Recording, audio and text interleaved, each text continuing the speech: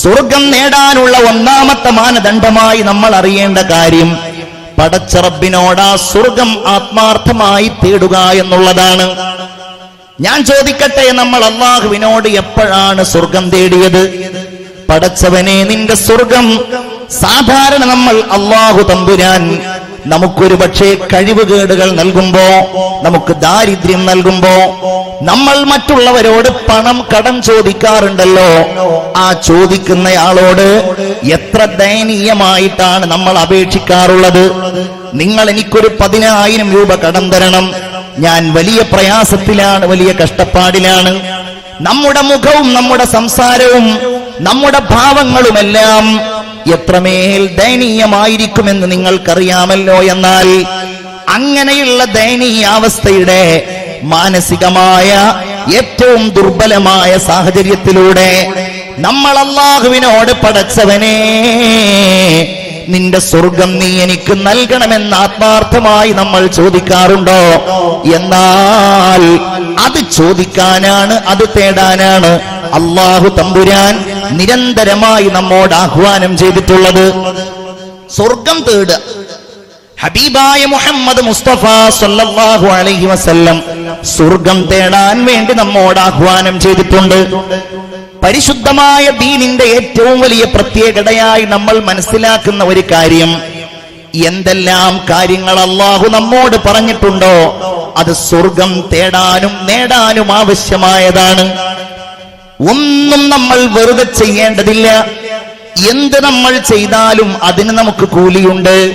ഒരാളോട് വെറുതെ ഒന്ന് ചിരിച്ചാൽ, ഒരാളോട് വെറുതെ ഒന്ന് സലാം പറഞ്ഞാൽ, ഒരാൾക്ക് നമ്മൾ സലാം പറഞ്ഞിട്ടൊന്ന് കൈ കൊടുത്താൽ, വീട്ടിൽ പോയിട്ട് നമ്മുടെ ഉമ്മയുടെ മുഖത്തേക്കൊന്ന് നമ്മൾ നോക്കിയാൽ, നമ്മുടെ പ്രിയപ്പെട്ട ഭർത്താവിന് നമ്മളൊരു ഗ്ലാസ് ചായ ഉണ്ടാക്കി കൊടുത്താൽ, നമ്മുടെ അയൽവാസിയുടെ രോഗാവസ്ഥയിൽ നമ്മൾ അദ്ദേഹത്തെ പോയി ഒന്ന് സന്ദർശിച്ചാൽ, നമ്മൾ ഒരാൾ മരണപ്പെട്ടുവെന്ന് കേട്ടപ്പോ ആ മയ്യിത്തിന്റെ പിന്നാലെ നമ്മളൊന്ന് നടന്നു പോയാൽ, ഇങ്ങനെ എന്തെല്ലാം കാര്യങ്ങളുണ്ടോ, ഇതൊന്നും നമ്മൾ വെറുതെ ചെയ്യേണ്ടതില്ല.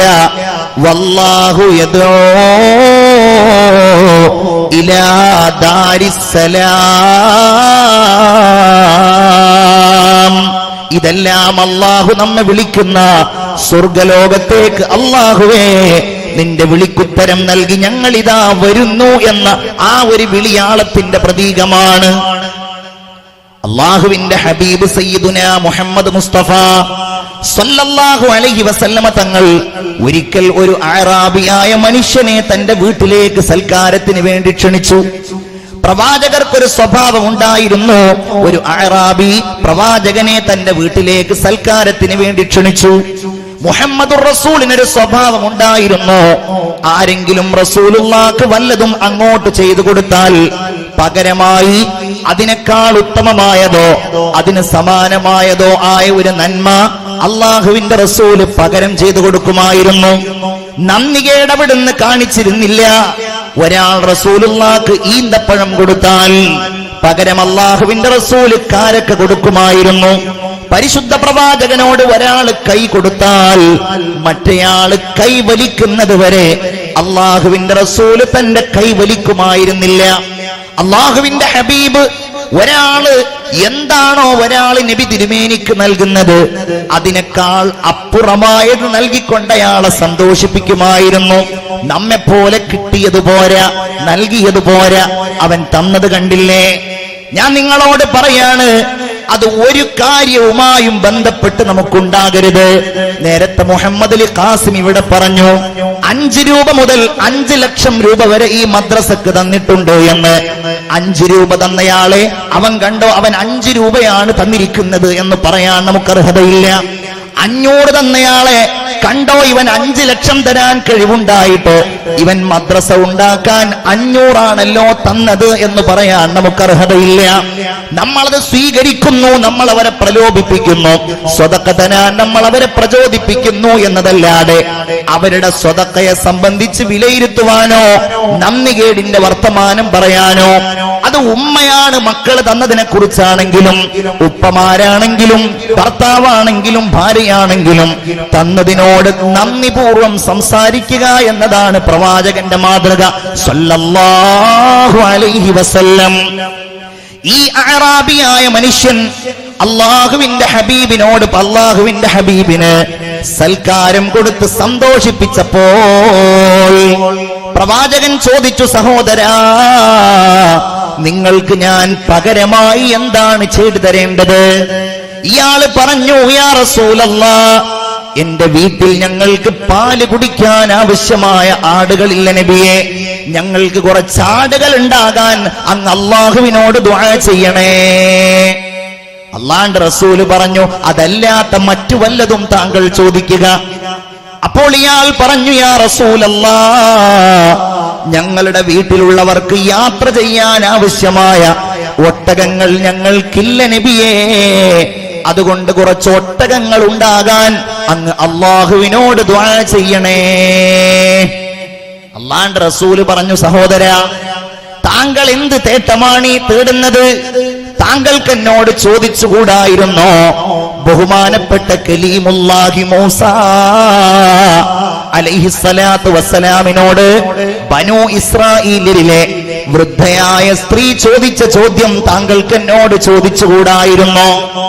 അള്ളാഹുവിന്റെ റസൂലിനോട് സ്വഹാബത്തുൽ കിറാം ചോദിക്കുകയാണ്, യാ റസൂലല്ലാഹ്, അതെന്താണ്?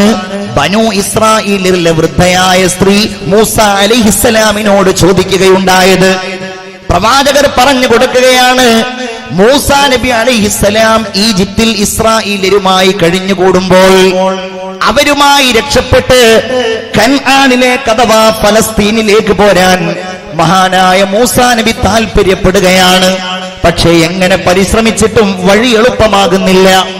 എന്തെങ്കിലും തടസ്സമുണ്ടാകുമ്പോൾ മൂസ അലൈഹിസ്സലാം ബനൂ ഇസ്രായേലിലെ പണ്ഡിതന്മാരും പ്രവാചകന്മാരുമായിട്ടൊരു ചർച്ച നടത്തി. അവരെല്ലാവരും ഇതിനെക്കുറിച്ച് ഒരുപാട് സംസാരിച്ച ശേഷം അവർ പറഞ്ഞത്, മൂസാ നബിയേ, നമുക്ക് രക്ഷപ്പെടാൻ കഴിയാത്തതിന്റെ കാരണം മറ്റൊന്നുമല്ല, നമ്മൾ ഈ ഈജിപ്തിലേക്ക് വരാനുള്ള കാരണക്കാരനായിരുന്നല്ലോ ബഹുമാനപ്പെട്ട സയ്യിദുനാ യൂസുഫ് നബി അലൈഹിസ്സലാം. ആ യൂസുഫ് നബി അലൈഹിസ്സലാം വഫാത്തായത് ഈജിപ്തിലാണ്. ഈജിപ്തിൽ ബഹുമാനപ്പെട്ടവർ വഫാത്താകുന്നതിന്റെ മുമ്പ് തന്റെ കൂടെയുള്ളവരോട് ബഹുമാനപ്പെട്ടവർ ഒരു വസിയത്ത് ചെയ്തിട്ടുണ്ടായിരുന്നു.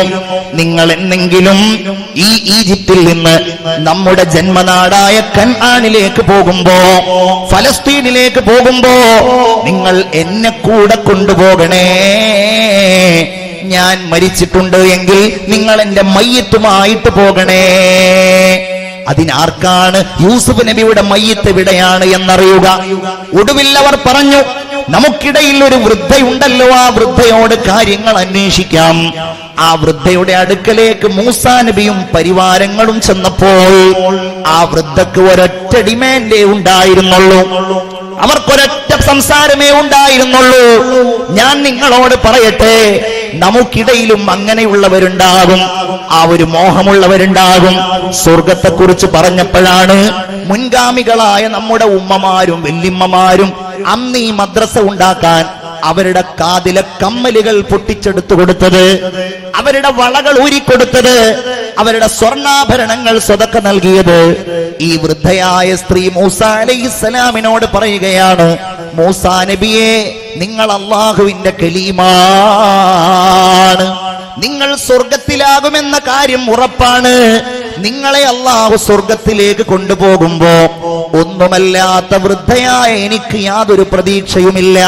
അതുകൊണ്ട് ഒറ്റ കാര്യമേ എനിക്ക് നിങ്ങളോട് പറയാനുള്ള മൂസാ നബിയെ, നിങ്ങൾക്ക് ഞാൻ ആ കാര്യം അറിയിച്ചു തരുന്നതാണ്. പകരം നിങ്ങൾ സ്വർഗത്തിലേക്ക് പോകുമ്പോൾ നിങ്ങൾ എന്നെ കൂടെ കൊണ്ടുപോകണേ, നിങ്ങളോടൊപ്പം സ്വർഗത്തിൽ ഞാനും ഉണ്ടാകുമെന്ന കാര്യം നിങ്ങൾ എനിക്ക് ഉറപ്പ് നൽകണേ.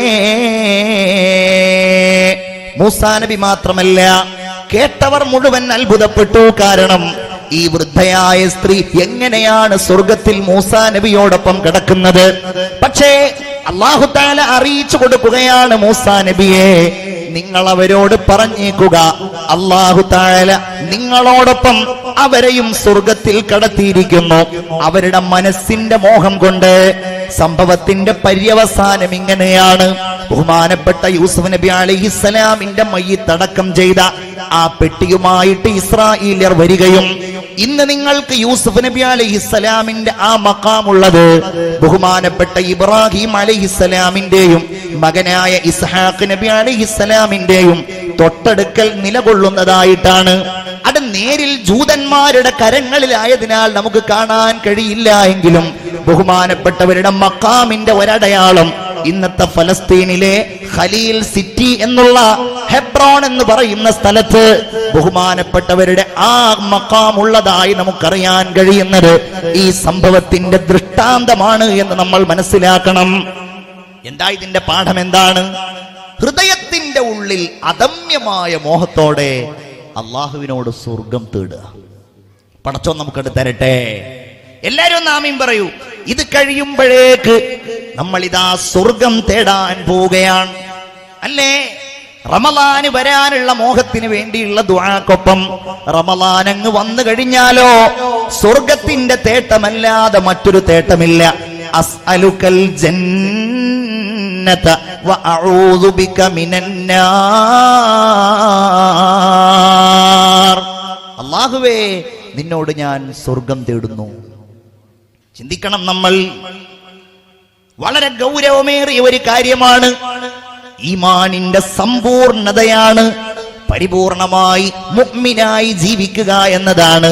അല്ലാഹു തആല സ്വർഗം തരാനുള്ള മാനദണ്ഡം ആ ഈമാനിന്റെ ഭാഗങ്ങളാണ് ഖുർആനിൽ പറയുന്നത്. ഒരു ചെറിയ ഹദീസിന്റെ ഒരു ഭാഗം പ്രവാചകര് പറയാണ് സല്ലല്ലാഹു അലൈഹി വസല്ലം, അൽ മുഅ്മിനുൽ ഖവിയ്യു, നല്ല ആരോഗ്യമുള്ള മുഅ്മിൻ, അൽ മുഅ്മിനുൽ ഖവിയ്യു ഖൈറുൻ വഅഹബ്ബു ലില്ലാഹ് മിനൽ മുഅ്മിനിൽ ലഈഫ്. ഹദീസ് കേൾക്കേണ്ടതാണ് നമ്മൾ.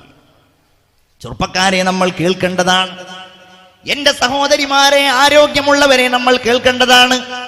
അൽ മുഅ്മിനുൽ ഖവിയ്യു, നല്ല ശക്തിയുള്ള മുഅ്മിൻ, ഖവിയായ മുഅ്മിൻ, ഖൈറുൻ, അവൻ നല്ലവനാണ്, വഅഹബ്ബു ലില്ലാഹ്, അല്ലാഹുവിലേക്ക് ഏറ്റവും പ്രിയങ്കരനായ ആളാണ്.